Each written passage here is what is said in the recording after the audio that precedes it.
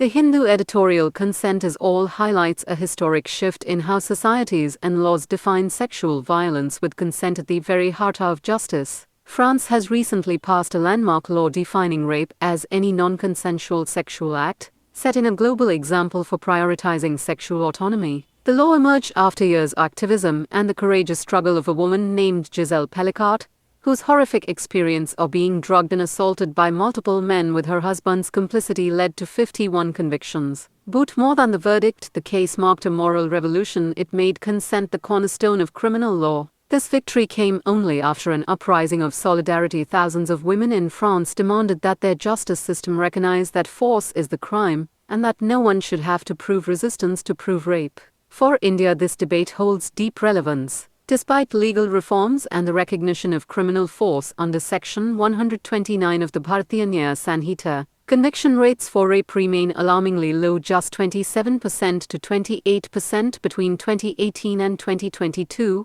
as per NCRB data. Survivors often face social stigma, victim blaming, and emotional exhaustion from long trials. Many women from marginalized backgrounds never even reach the courts. The editorial argues that justice cannot stop at defining consent, it must translate into zero tolerance for sexual violence. This means educating communities early to dismantle patriarchal norms, training police and investigators to act with empathy and sensitivity, providing psychological and legal support to survivors, and ensuring speedy and fair trials that focus on the crime, not the character or the victim. Ultimately, the article frames consent as more than a legal term. It is a social contract that upholds human dignity and equality. France's example shows what is possible when society refuses to tolerate sexual violence. For India, it is a reminder that justice begins not in the courtroom, but in collective empathy and systemic change.